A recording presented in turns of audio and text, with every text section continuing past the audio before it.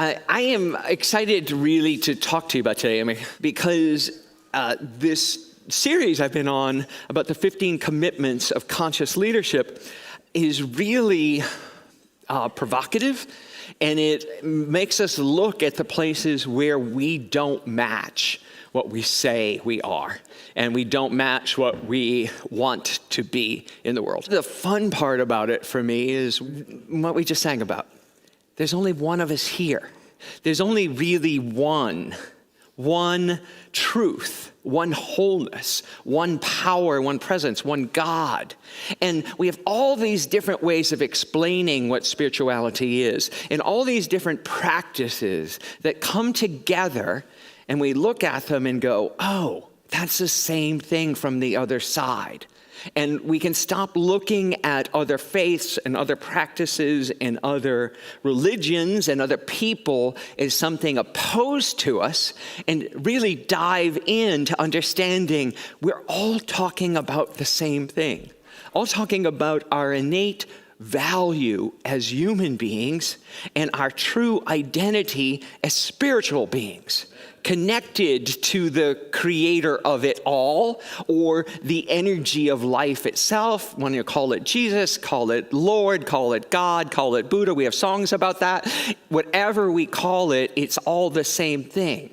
And when we can step back and understand it, we can come into congruent spirituality, understanding that the Buddhist practice and the Catholic practice and the Muslim practice and the Christian practice all come together as the one honoring.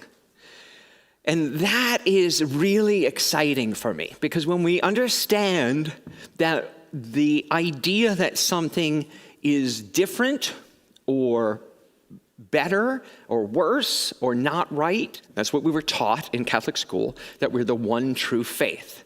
And it was a way of isolating and elevating our faith. And when I came to my adulthood and I left Catholicism, I, for a while, pushed all that out and threw out the baby Jesus with the bathwater. Really? But understanding that that phrase was created by men wanting to promote their idea of what truth was, that I could actually take the opportunity and revisit my Catholicism and see the practices and the traditions that I do align with and reincorporate them back in my life. It restored me to a kind of wholeness, a wholeness that had been missing. Because when we cut off parts of ourselves, parts of our history, parts of our lineage, parts of our family life, we sometimes cut off something that leaves us less than. And so I invite you to look at what they can incorporate and what we can say yes to create congruence and wholeness in our lives. There's a quote from the book. A form of wholeness is congruence, which relates to matching what is on the inside to what is on the outside, right? So when we can affirm and know the truth of who we are, the truth of our divine making, we can stand up proudly and say, this is me. I am whole, I am complete, and I am worthy of your attention and your love. We often hide from those moments when people call us names, tell us we're not good enough. But often we also are the ones who are the ones telling ourselves we're not good enough. Sometimes the loudest voice in our head is our own, saying, who do you think you are? Right? Well, I am a divine child of God. You are a divine child and a divine expression of God, of energy, of life itself. And your playing small does not serve the world. You're playing small. You're pretending that you don't have those feelings. You withholding your truth from the world does not help it. Now, that doesn't mean we get to go around just spewing everything we want, every thought that crosses our head without any concern about what it does to other people. But what we do get to do is own our truth, and in a loving and compassionate and powerful way to be authentically who we are.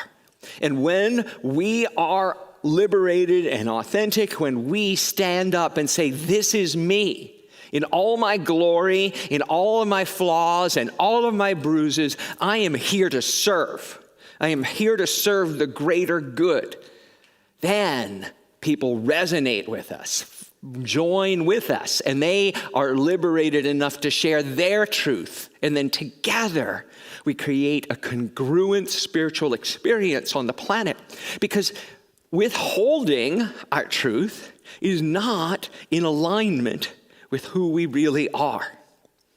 And as a battle, I watch it with my children all the time, where they're trying to figure out their feelings. I see parents giggling, right, and grandparents giggling. They're trying to figure out their feelings and their emotions and their own place in the world. And my daughter says it to me all the time. Well, this is my body. Why do I have to brush my hair? Like, oh. Does anybody have a good answer for me? If it is her body, isn't it her choice whether she brushes her hair or not? Right?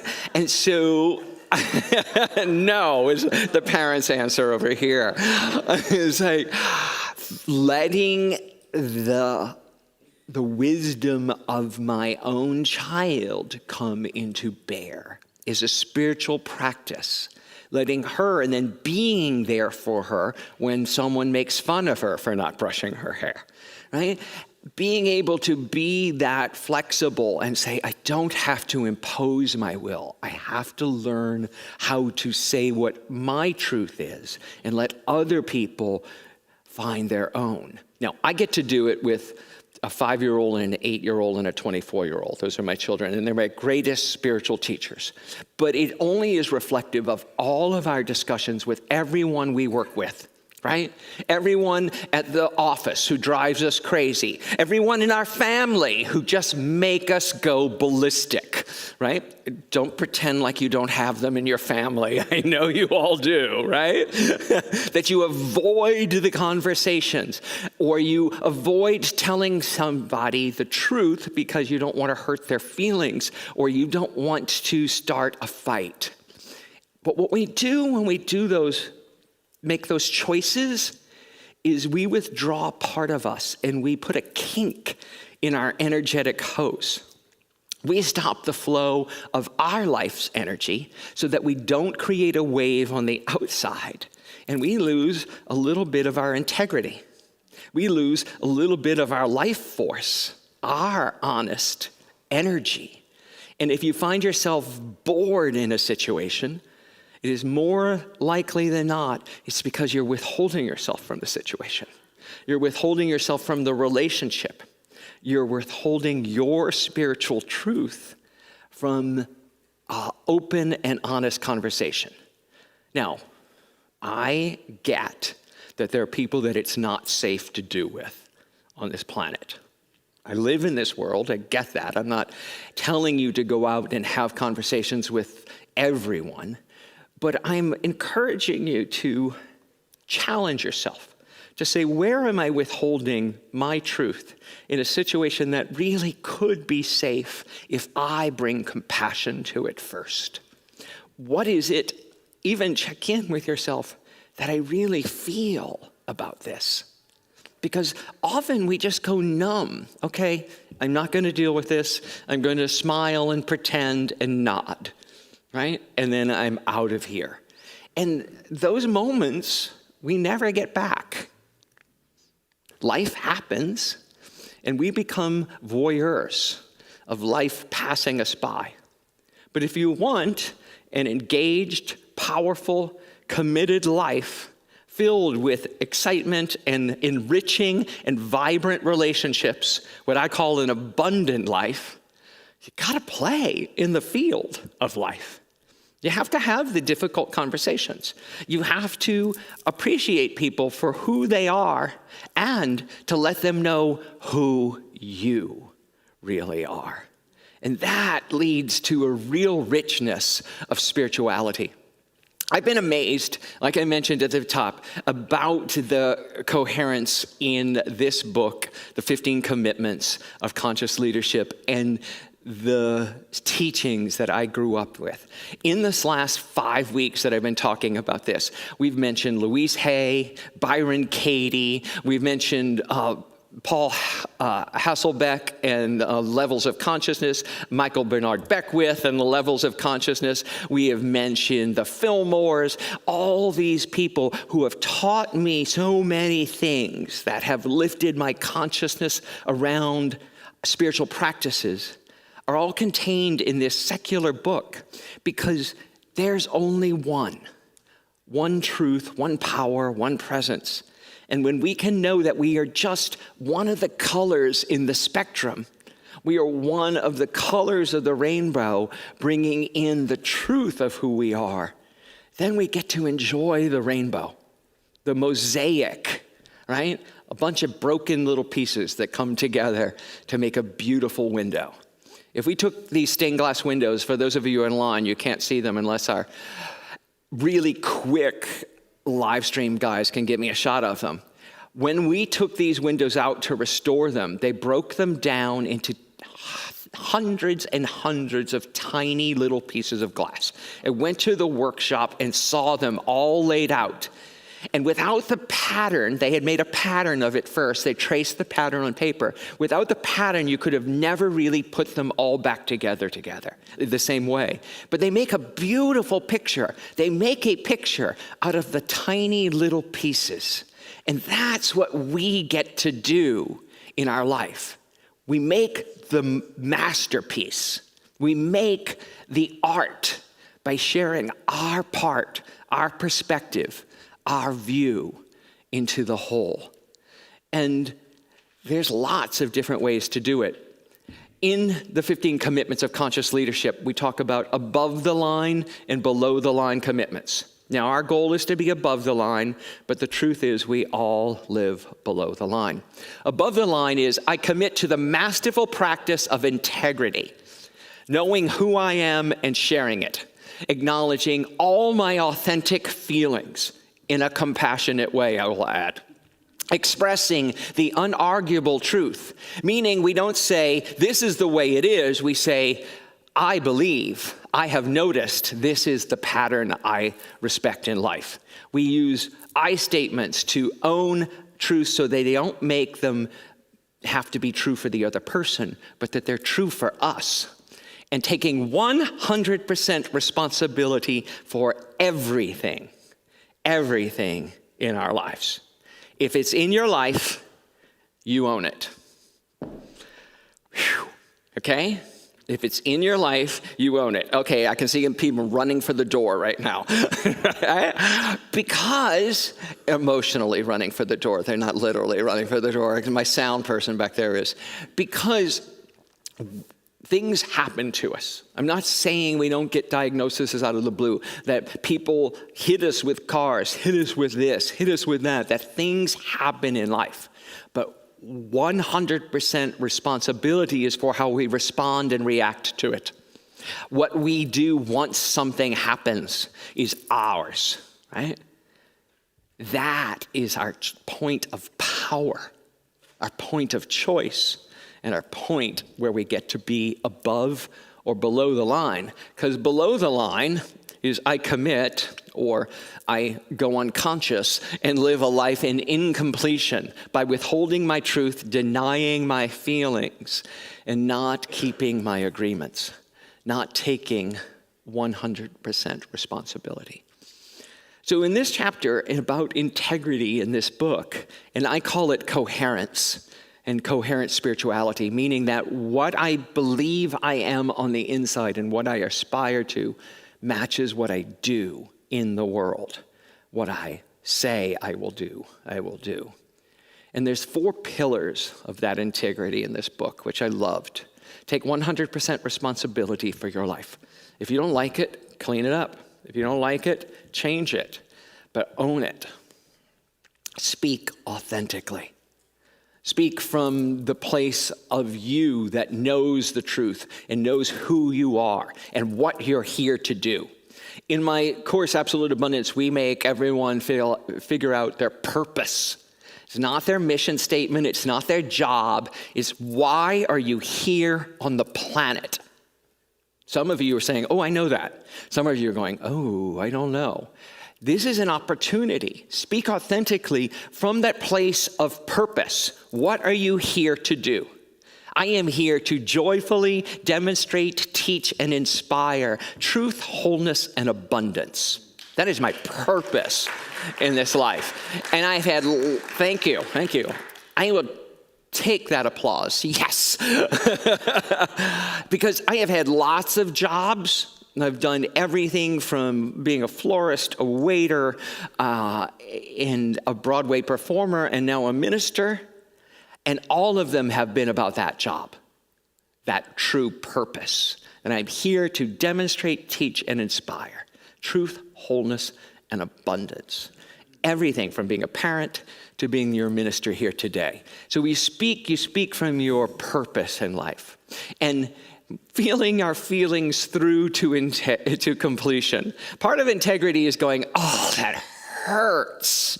Oh, yeah. And then feel it through, moan it out, and then go on. It does no good to pretend. Psychological denial doesn't work, right? It just doesn't. It comes out sideways. It's all good. You know, when people say that to you and they have that smile on your face that you know if you punch them, they'd crack. It's all good. It's all good. It's all the best. Bless their heart. No, feel your feelings through to completion. Because if not, they get stuck in your body, folks. Right? That's the cause of dis-ease. The dis-ease we take on and don't get out. Dis-ease. Get it? So, let it go. There's another song. Impeccable agreements. And this is one that's hard, right? Impeccable agreements. We do what we say we're going to do. And often we say, yeah, I'll do that, knowing full well we won't. Yes, I agree, knowing full well we don't really agree. Impeccable agreements means that if you say you're going to do something, you do it. If you say you're not going to do something, you don't do it, right? They're both important. What if we stood up at our wedding days and said, okay, so I'm here just for the moment, and what I'm feeling right now is that I'm going to do this with you, and this is my commitment to you till the end of the ceremony, right? That's not why people get married. You can carve your own agreements for what a marriage is. I'm not saying that they all have to love, honor, obey. That's not the point. But it's that you come together with your partner in whatever way you come together, and you create your agreements. And impeccable agreements create a space, whether it's a romantic partner or a business partner or just a friend, creates a space for you to live and move and learn and create with each other. So impeccable agreements are incredibly important. And in impeccable agreements, in this book, they talk about it this way, and it was really helpful for me to see it because, like I talked about, we are our biggest critics sometimes. We can let the times we've not lived up to our agreements make us feel like the lowest worm on the planet. Although I like earthworms. I think they're so cool. But you know what I mean, about we feel like the lowest of the worms. Make clear agreements. Say, yes, I can do this, but not do that. Yes, I can do this. And having the conversation up front is important for our own spiritual good, because then we get to match, we get to be coherent. Keeping our agreements is a process. It's a process of saying, okay, I have this deadline. I have made this agreement to do this. And when we fall short, to renegotiate the agreement. Saying, I know I said I'd do that by this time. I know I agreed to do that. How can we renegotiate this? I'm not going to be able to, obviously not made that deadline. I've not fulfilled that agreement. Can we renegotiate it? And engage in a conversation with the other individual so that you can stay in spiritual relationship with them. And then go back to the ones that,